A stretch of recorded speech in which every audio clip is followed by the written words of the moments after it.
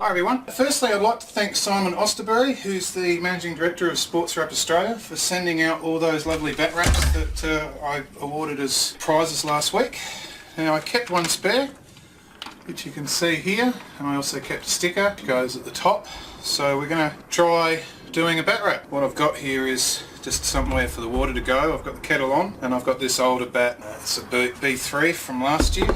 It's very dry. I actually got it back from somebody, and it's actually my fault for sanding the face too far. So, alright, just hold on, I'll get the kettle. So I've got this all ready. I've got my kettle boiled, which is over here. My wife is going to kill me for because I've dirtied it. And I'm going to let Boof explain how it works, and you can listen to him while I'm trying to do what he says.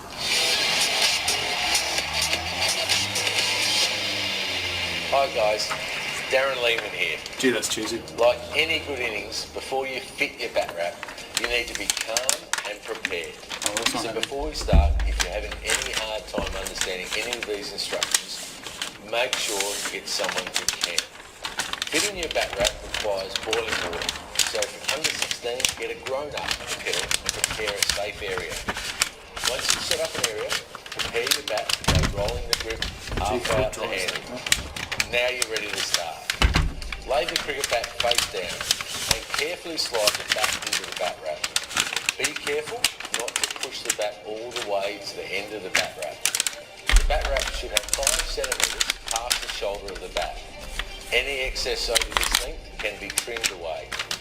Now place your bat wrap sticker half on the bat wrap and half on the bat handle. Make sure this sticker is firmly attached.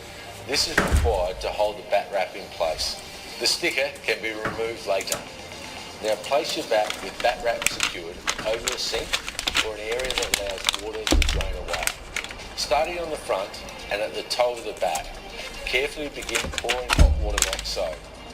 Turn the cricket bat over and repeat. There may still be some creases or imperfections in the surface. That's okay. It's normal. It won't affect the performance. Once safe to do so, wipe excess water from the bat and the handle. Then roll down the grip. Now your bat wrap is ready to use and enjoy. Alright, so I hope you got all those instructions. Right, so I think that's about as centred as it's going to be. So what I've got here is just a old kitty litter box. And I've got the kettle done. And we're going to start pouring. So he says pour it onto the bottom. And I'm pouring up. I keep going, and it's doing exactly what it's supposed to do. Come a little bit higher, and now we'll push this over the top. Bring this down a bit, and I just want to finish up the top here. Just there. Alright, so I've done my cleanup, and you'll be happy to know that the kettle is fine. Okay, I'm just going to peel this sticker off. Just have a look at my binding. So obviously my binding got a little bit wet. So that's my fault, not the application of the bat wax. So what I'm going to do is find a grip that actually looks alright on this. I'm going to go white, obviously putting on a cone. Push it up as far as you can. I normally tap it down a little bit, roll it through. Good quality grip will actually roll properly.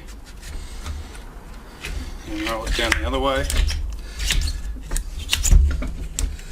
Get it all the way down to the bottom. I normally line this crease mark up and roll it down. Roll it all the way down.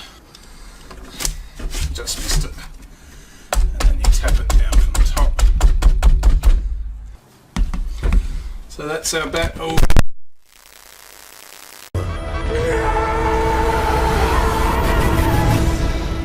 And since that point I've actually applied some extra tech to it. This is actually a UK scuff sheet. I've actually got finally the name of the supplier, so if anybody needs that let me know. More for bat makers. Anyway, I've applied this on here. After I did the video and after I applied the white grip, I decided to change it to a green grip. It's quite nice. You can see here where it's shrink wrapped, probably the way that I applied the border. You've got a couple of crease lines up here. There's one down here, and there's one up here.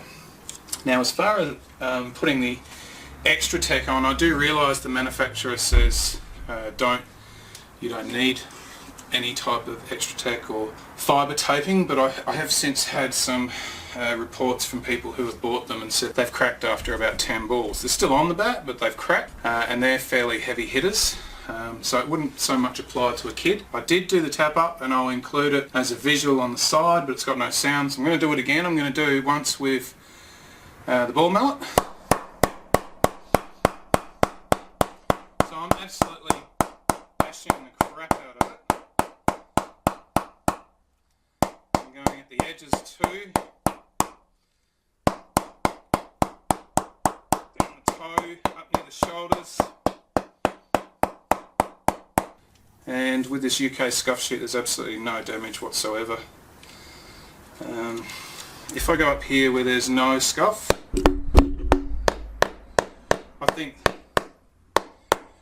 bat wrap lasts quite well. But it's really going to be sharp edges that tear the bat wrap, and once it tears, I imagine it's something that's going to eventually run right through. I'm going to do this again with the bat mallet, although I already did this with a bat mallet.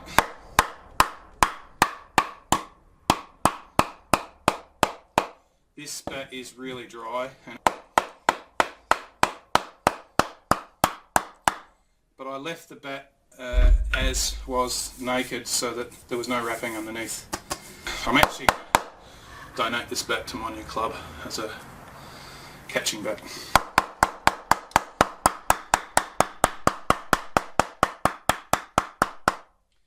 Hard, but it will do the job of catching fine. Now, the other thing that I did do, if you're a heavy tapper, I'd probably recommend putting a bit of shoe goo down the bottom, like on any bat, just to protect it. I'd say once this seam tears, it could run right through the bat. So I've put a little bit of shoe goo, as you can see there. The manufacturers say it's not necessary, even though, you know, these things cost about 20 bucks, and I think extra tech's about 10 bucks. And shoe goo is not much, really. If you look after your bats, you'd be doing this anyway, particularly with how dry bats are these days. So yeah, overall I'm pretty impressed. It applied exactly as advertised, and because of the way that it covers the back, it actually makes the bat look a lot fuller after you've applied it. Which this bat had a natural convex shape across the back anyway. This is the sister of that white labelled bat B3 I had last year. So once again, thanks very much to Batwrap for sending that out. It does a pretty good job, and it's good for the kids. Applying extra tech is a bit of a pain in the butt. You can get air bubbles under it. This UK scuff sheet is really good because you can actually lift it while you're applying it and get the bubbles out and start again. So I've done as good a job as I can. This is actually an off cut. You can see there that it's really light, and it's also really stretchy, but it returns to its shape. So if I pull on that, so this is the proper stuff, as opposed to, and it basically doesn't stretch at all. As you can see there, it's really tough. And as soon as it's stuck to the bat wrap, I couldn't move it. So that was a pain in the butt, so I threw that away and cut my losses and put the more expensive one on, which was easy because I was able to apply it, and if I wasn't happy with it, I could pull it off and start again.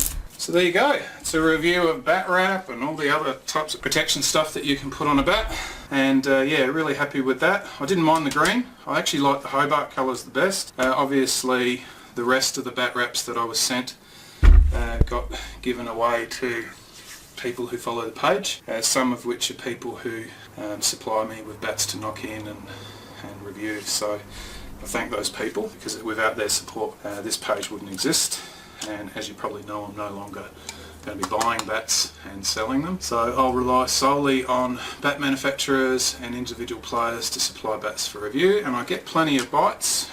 Some come through, some don't, and that's okay. So thanks everybody, and look forward to seeing you in the next review.